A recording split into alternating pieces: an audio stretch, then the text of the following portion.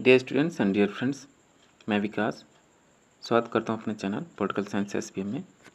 Political science के पुराने question paper solve करने के क्रम में आइए आज हम सॉल्व करते हैं MA second semester political science का third paper advance public administration यानी आधुनिक लोक प्रशासन। ये आपका उस समय कोड था 500 पोल 508, वर्तमान में इसका कोड है MPSC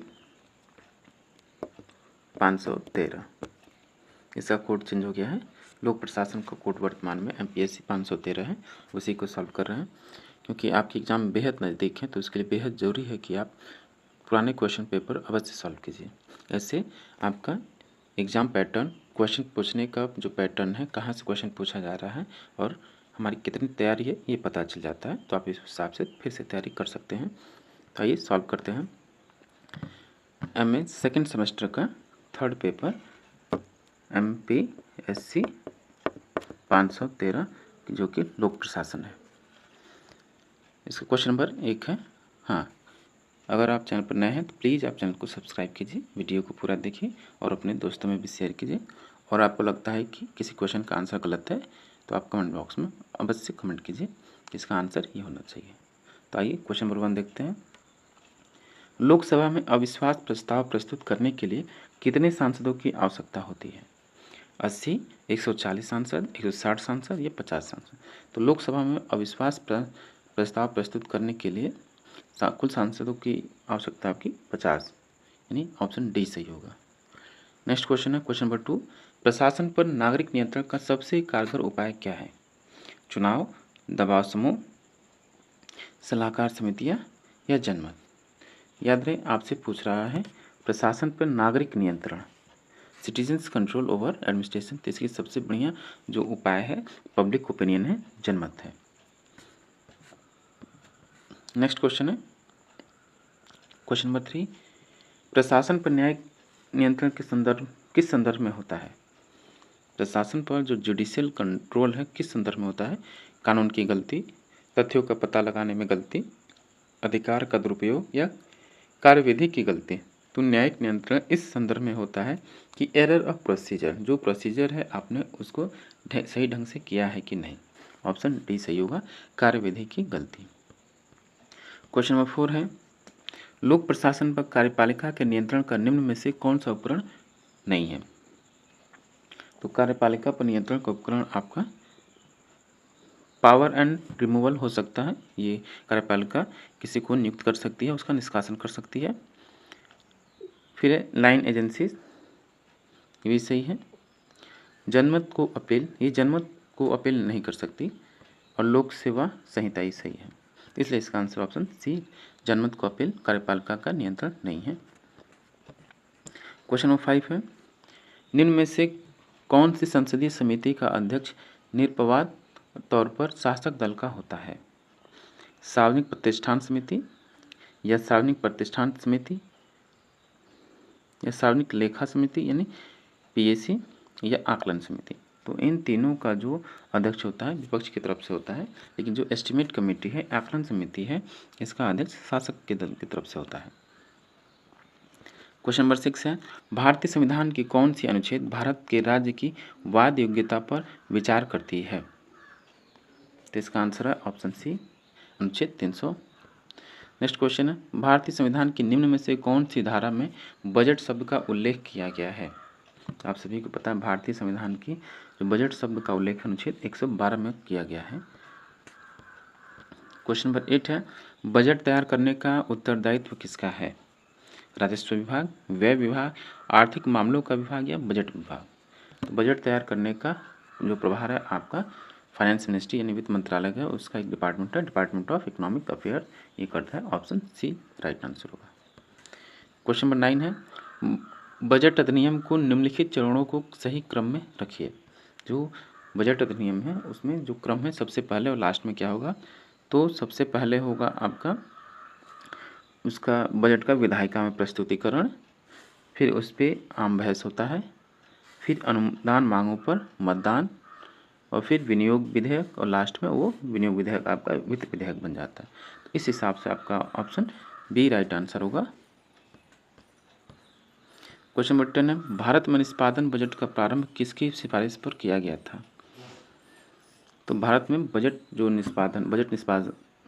निष्पादन बजट है, यानी आपका जो परफॉर्मेंस बजट है उसका रिकमेंडेशन या सिफारिश एस्टिमेट कमेटी ने किया, आकलन समिति ने किया।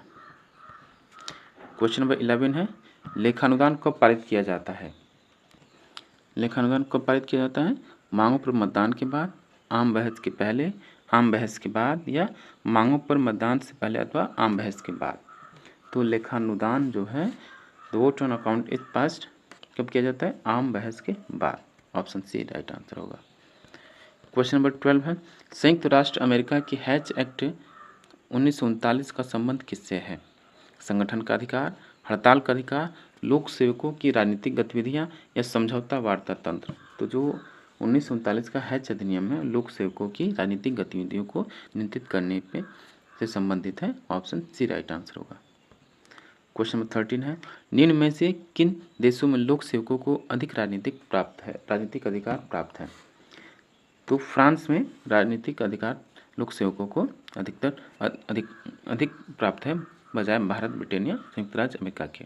संयुक्त राज्य अमेरिका, ब्रिटेन और भारत में इन पे तो नियंत्रण है, लेकिन फ्रांस में वो सब चुनाव लड़ सकते हैं, पद पर रहते चुनाव लड़ सकते हैं। क्वेश्चन नंबर 14 है, मंत्रिमंडलीय उत्तरदायित्व एवं तानाशाही के लबादे में यह पली और बड़ी है, जो कभी कभी फ्रैंकस्टीन की दैत्य की तरह अपने निर्माता को ही नष्ट करती हुई प्रतीत होती है। बेहद महत्वपूर्ण क्वेश्चन है और कोट है, ये लोक प्रशासन के जो कोई सब एग्जाम देंगे आप नेटवर्क का, उससे पूछ लेता है ये। ऑप्शन है, इसका आंसर होगा रैमसे मेयोन ने कहा कि मंत्रिमंडलीय उत्तरदायित्व तानाशाही के लबादे में यह नौकरशाही पलती या फूलती पलती है। रैमसे मेयोन का ये उपयुक्त कथन है। ऑप्शन बी राइट आंसर होगा।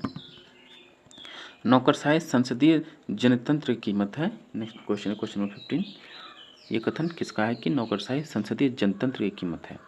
तो हर्बर्ट मॉरिसन का ये कथन है कि नौकरशाही संसदीय जनतंत्र की कीमत है।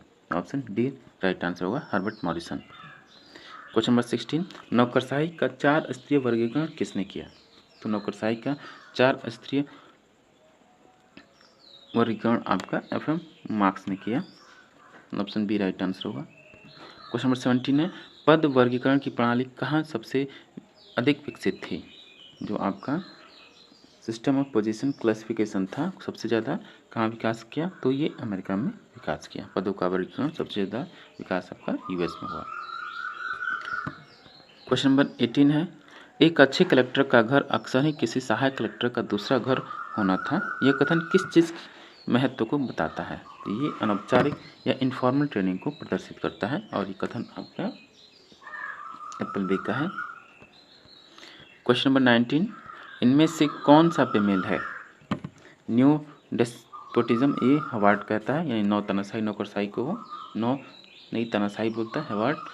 और जो एडमिनिस्ट्रेटिव स्टेट है ये आपका हर्बर्ट फाइनर के बजाय हर्बर्ट साइमन ने लिखा, इसलिए इसमें तो वैसे ही बी बेमेल है, बी राइट आंसर होगा। नौकरशाहों का ऊंचा उठता हुआ पिरामिड यानी राइजिंग पिरामिड ऑफ ब्यूरोक्रेट्स, ये पार्किंसन ने लिखा है। ठीक है, हाउ ब्रिटेन इज गवर्न पुस्तक ये रैमजे मेयर की बहुत फेमस बुक है, ये भी सही है। तो इसका आंसर बेमेल के रूप में ऑप्शन बी सही है। क्वेश्चन नंबर 20 है, लोक सेवा तटस्थता की ब्रिटिश अवधारणा को किसने प्रस्तुत किया? यानी जो सिविल न्यूट्रलाइजेशन है उस अवधारणा को किसने प्रस्तुत किया ब्रिटिश में? तो मास्टरमैन कमेटी ने कहा कि नौकरशाहों को राजनीतिक मामलों से तटस्थ रहना चाहिए। क्वेश्चन नंबर 21 है, निम्नलिखित समितियों को कालक्रम में व्यवस्थित कीजिए। तो जो समितियाँ हैं इनको उनके आने के क्रम यानी कौन सी समिति सबसे पहले है उसी क्रम में आपको सेट करना है।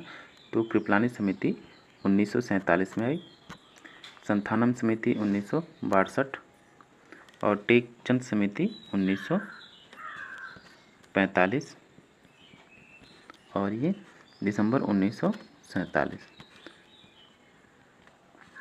तो इस हिसाब से सबसे पहले आपकी टेकचंद समिति जो 1945 यानी सबसे पहले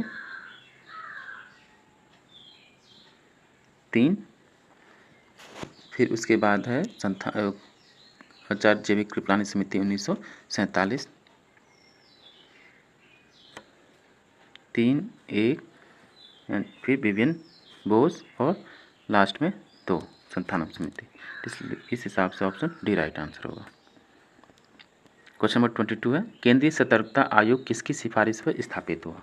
तो जो केंद्रीय सतर्कता आयोग है वो संथानम समिति की रिपोर्ट पर इसकी स्थापना की गई। केंद्रीय सतर्कता आयोग यानी सेंट्रल विजिलेंस कमीशन, इसको हम CVC बोलते हैं। नेक्स्ट क्वेश्चन है क्वेश्चन नंबर 23, भारतीय संसद की आश्वासन समिति उपकरण है। तो किस संस्थान की भारतीय संसद उपकरण है? देखिए इसमें थोड़ा सा ये ऑप्शन डिसमैच है, सही रूप से ये नहीं है, इसलिए इसको आप फिट कर दीजिए। और किसी को पता है इसका आंसर क्या है तो प्लीज़ कमेंट बॉक्स में कमेंट करें। क्वेश्चन नंबर 24 है, विकासशील समाज में सिविल सेवा के बारे में निम्नलिखित कथनों पर विचार कीजिए कि इसे परिवर्तन के उपकरण के रूप में क्रिया करनी चाहिए। ये सही है। सामाजिक सरोकार के लिए इसका सरोकार होना चाहिए, ये कथन भी सही है। निहित स्वार्थों के लिए उसका सुनिश्चित सरोकार होना चाहिए, गलत है। इसे राजनीतिक रूप से तटस्थ होना चाहिए, ये सही है। यानी आपको कोर्ट के माध्यम से सही करना है, तो इसमें आपका आंसर होगा ऑप्शन सी, पहला, दूसरा, चौथा सही है, बाकी तीसरा गलत है। क्वेश्चन नंबर 25 है, विभाग संबंधित संसदीय स्थायी समितियां की व्यवस्था हेतु लोकसभा नियमों में कब संशोधन किया गया? ये संशोधन आपका 18 अगस्त 1989 को किया गया। 18 अगस्त 1989, यानी इसका आंसर आपका ऑप्शन बी राइट आंसर होगा। क्वेश्चन नंबर 26 है, लोक प्रशासन पर सभी नियंत्रणों में से वह जो ज़्यादा सतत व स्वसुधारक मिलता है वह है। तो लोक प्रशासन पर सभी नियंत्रणों में से जो ज़्यादा सतत और स्वसुधारक है यानी सेल्फ करेक्टिव है, तो मीडिया द्वारा नियंत्रण। क्वेश्चन नंबर 27 है, निम्नलिखित में से किसने नौकरशाही को संगठन का नाम दिया जो अपनी गलतियों से सीखकर अपने व्यवहार को ठीक नहीं कर सकता? तो ये एम क्रोजर का कथन है, ऑप्शन बी राइट आंसर होगा। क्वेश्चन नंबर 28 है, पदोन्नति का सामान्य तौर पर अर्थ है। पदोन्नति के सामान्य तौर पर क्या अर्थ है कि जब पदोन्नति होती है तो पद में बदलाव होता है, उसके कर्तव्य में भी बदलाव होता है, और पदवी यानी चेंज इन टाइटल में भी चेंज हो जाता है, और वेतन में तो बदलाव होता ही, इसलिए इसका आंसर सभी होगा, ऑप्शन डी राइट आंसर होगा, ये सभी। क्वेश्चन नंबर 29 है, बजट के एक शीर्षक से धन को उसी विभाग से दूसरे शीर्षक जहाँ धन व्यय करने की जरूरत है में हस्तांतरित करने की प्रक्रिया क्या कहलाती है? तो हम इसको सेक्टोरल अलोकेशन कहते हैं, क्षेत्रीय आवंटन, डी राइट आंसर होगा। क्वेश्चन नंबर 30 है, ये कथन और कारण से संबंधित है, केंद्रीय सेवा अधिकारी अखिल भारतीय सेवा अधिकारी नहीं है, बात सही है, परंतु उनके काम की प्रकृति तथा नियुक्तियों की प्रकृति उन्हें सचमुच में अखिल भारतीय विशेषता के अनुरूप बना देता है, ये भी यानी कथन तो सही है। इसका कारण क्या है? कारण देखिए, क्योंकि अखिल भारतीय सेवाओं के अधिकारियों के विपरीत केंद्रीय सेवा अधिकारी राज्यों में काम करते समय राज्य सरकारों के अंतर्गत काम नहीं करते हैं, ये भी थोड़ा सा सही है। थोड़ा सा वो कहते हैं ये तो रहता है कि सेंट्रल के जो ऑफिसर्स स्टेट में होते हैं उनके थोड़ा सा अड़ंगा डालते हैं, इसलिए कथन इसका आपका ए और आर दोनों सही है, और एक ही व्याख्या है, सही व्याख्या, तो ऑप्शन ए सही होगा। क्वेश्चन नंबर 31 है, लूट पद्धति के अंतर्गत चुनाव में जीती पार्टी के सदस्यों को सार्वजनिक पद वितरित कर दिए जाते हैं, ये कथन सही है, ये अमेरिका में है लूट या स्पॉइल सिस्टम। सार्वजनिक पदों के विजेताओं द्वारा आनंद लेने वाले लूट समझा जाता है, ये कथन भी सही है, इसका भी ऑप्शन ए होगा। क्वेश्चन नंबर 32 है, भारतीय पुलिस सेवा के लिए काडर नियंत्रण करने वाली सभा निम्नलिखित में से कौन सी है? जो इसकी काडर कंट्रोल करती है, कौन सा है? तो आपका the ministry of home affairs है, ऑप्शन बी राइट आंसर होगा। क्वेश्चन नंबर 33 है, लोक सेवाओं के लिए निवास स्थान योग्यता सर्वप्रथम किसने निर्धारित की थी? निवास स्थान योग्यता जो आपका सबसे पहले किसने निर्धारित की? यूनाइटेड किंगडम ने, ऑप्शन बी राइट आंसर होगा। क्वेश्चन नंबर 34 है, भारत में लोक सेवा में जॉब या नौकरी के किस वर्ग के लिए पदोन्नति में योग्यता सह प्रवर्तता के सिद्धांत को अपनाया जाता है? तो अपनाया जाता है ये आपका नौकरी के पदोन्नति में जो प्रमोशन होता है उसमें एक तो सीनियरिटी, मेरिट कम सीनियरिटी किस में अपनाया जाता है, ए और बी दोनों में, यानी वर्ग ए और वर्ग बी दोनों में। तो ऑप्शन डी राइट आंसर होगा। अधिकारीगण एक दूसरे के लिए कार्य सृजित करते हैं, यह किसने कहा? क्वेश्चन नंबर 35 है। तो अधिकारीगण एक दूसरे के लिए कार्य सृजित करते हैं, यह कथन आपका पार्किंसन का है। ऑप्शन सी राइट आंसर होगा। क्वेश्चन नंबर 36 देखिए, निम्नलिखित में से कौन से राजनीतिक अधिकार भारत में सिविल सेवक को उपलब्ध नहीं है?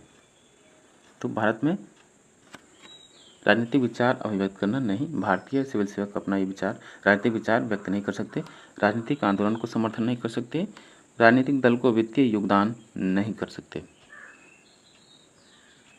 और राजकीय तथा राष्ट्रीय चुनाव में मतदान तो कर सकते हैं। इसलिए आपका 1, 2, 3 ऑप्शन सी राइट आंसर होगा।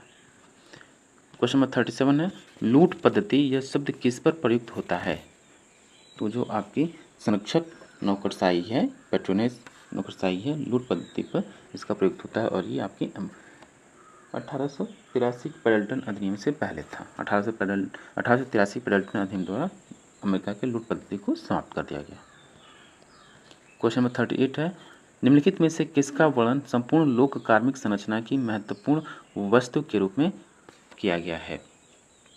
तो जो लोक कार्मिक संरचना की सबसे महत्वपूर्ण वस्तु के रूप में किसको किया गया है? तो भर्ती और चयन, जो आपका रिक्रूटमेंट एंड सिलेक्शन है, लोक कार्मिक संरचना की महत्वपूर्ण वस्तु के रूप में चिन्हित है। ये ऑप्शन बी राइट आंसर होगा। क्वेश्चन नंबर 39 है, उस देश का नाम बताइए जिसने दुरुस्त भर्ती व्यवस्था सबसे पहले विकसित की? रशिया, भारत, चीन और यूएसए। तो ये जो आपका जिसने दुरुस्त भर्ती व्यवस्था को सबसे पहले विकसित किया वो आपका चीन है। ऑप्शन सी राइट आंसर होगा। और आधुनिक रूप से इसको व्यवस्थित करने वाला आपका रशिया है। क्वेश्चन नंबर 40 है और लास्ट क्वेश्चन है इसका, यूपीएससी का कार्य निम्नलिखित में से कौन सा है? तो यूपीएससी का कार्य संघ लोक सेवा का कार्य क्या है? संघीय सरकार को भर्ती पद्धति से संबंधित सभी मामलों पर और सिविल सेवा में नियुक्तियां करने में जिन सिद्धांतों का पालन करता है उन पर परामर्श देना, या पदोन्नति के लिए अभ्यर्थियों की उपयुक्तता पर सरकार को परामर्श देना, सिविल सेवकों को प्रभावित करने वाले अनुशासन संबंधी मामलों पर सरकार को परामर्श देना, या सिविल सेवकों के तबादले से संबंधित मामलों पर सरकार को परामर्श देना। ये नहीं है। उस संघ लोक सेवा का कार्य बस इतना ही है कि वह सरकार को भर्ती पद्धति से संबंधित सभी मामलों पर और सिविल सेवा में नियुक्तियां करने में जिन सिद्धांतों का पालन करना उस पर परामर्श देती है। और बाकी इसके बाद सारा काम आपका मिनिस्ट्री ऑफ होम अफेयर्स के अंतर्गत आपका कार्मिक मंत्रालय उसका है। क्वेश्चन नंबर इसका 40 का ऑप्शन जो राइट आंसर ऑप्शन ए है। तो डियर स्टूडेंट, ये था आपका पोल 508 यानी लोक प्रशासन का एमए सेकंड सेमेस्टर का थर्ड पेपर। अब इसका कोड चेंज होकर क्या हो गया, MPSC 513 एडवांस पब्लिक एडमिनिस्ट्रेशन। तो आप इसको अच्छे से सॉल्व कर लीजिए ताकि आपके एग्ज़ाम के लिए तैयारी बेहतर हो सके। और ध्यान रहे जो ओल्ड क्वेश्चन पेपर है लगभग उसमें 50 to 60% क्वेश्चन रिपीट हो रहे हैं, तो आपके लिए बेहद लाभदायक होगा कि आप पुराने क्वेश्चन पेपर अवश्य सॉल्व करके जाएँ। और हाँ, लास्ट में अगर आप चैनल पर नए हैं या पहली बार विजिट करें तो प्लीज़ आप चैनल को सब्सक्राइब कीजिए, साथ ही वीडियो को पूरा देखिए और कोई क्वेश्चन आपको गलत लगता है तो आप कमेंट बॉक्स में अवश्य कमेंट करिए। मिलते हैं आपसे नेक्स्ट वीडियो में।